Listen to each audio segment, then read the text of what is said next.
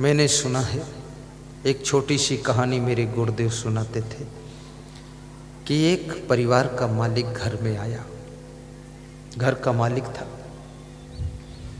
तो उसका छोटा सा बेटा 7-8 साल की उम्र का दौड़ करके उस घर मालिक यानी अपने पिताजी के पैरों में लिपट गया। तो पिताजी ने अपने हाथों से उसको झिड़क दिया, बोले तू हट, मैं बहुत बिजी हूँ और तू बीच में बाधा डालता है।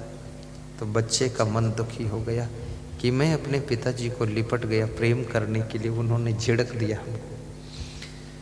अंदर जा कर के बेडरूम में वो बच्चा 10 मिनट बैठा रहा और फिर अंदर से आया, पिताजी को एक गिलास पानी पिलाया और कहा, पिताजी एक बात मैं पूछना चाहता हूँ।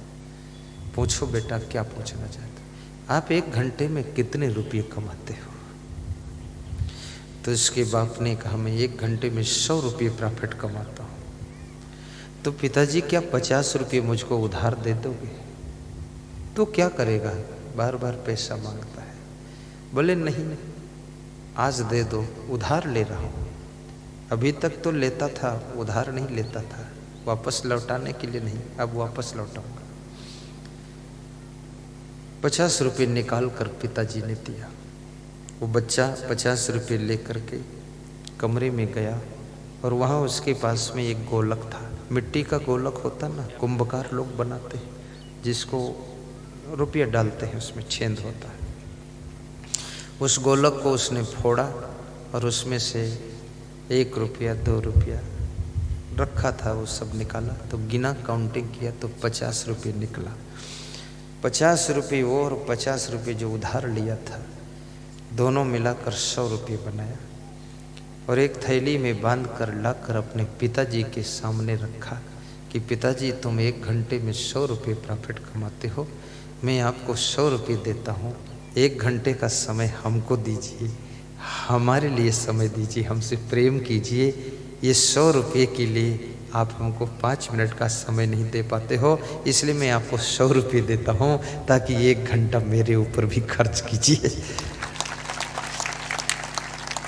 उसका पिता हंसने लगा कि कितनी दूर से इस छोटे बच्चे ने हमको समझाया है।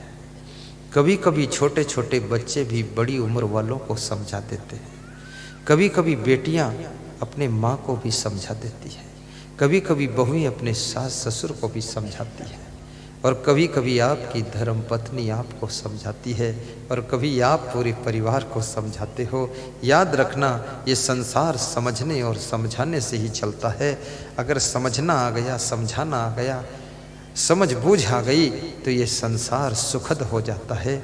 और समझना समझाना नहीं आया, समझ बूझ नहीं आई और प्रेम की चर्चा करने का वक्त भी नहीं निकला, आपस में हिल मिलकर रहने की कला नहीं आई, तो घर भले सोने का महल हो लेकिन वहाँ सुख शांति नहीं रहती है। परस्पर का प्रेम ही सुख को जन्म देता है।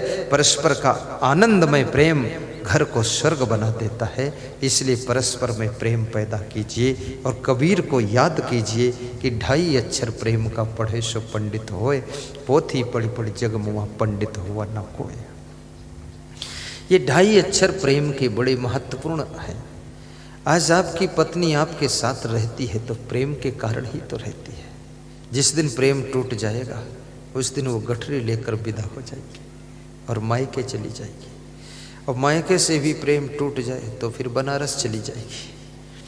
तुम्हारा जब घर से प्रेम टूट जाता है तो घर छोड़कर तुम चले जाते हो। प्रेम ही आदमी को आदमी से बांध कर रखता है, प्रेम ही संगठन को बांध कर रखता है।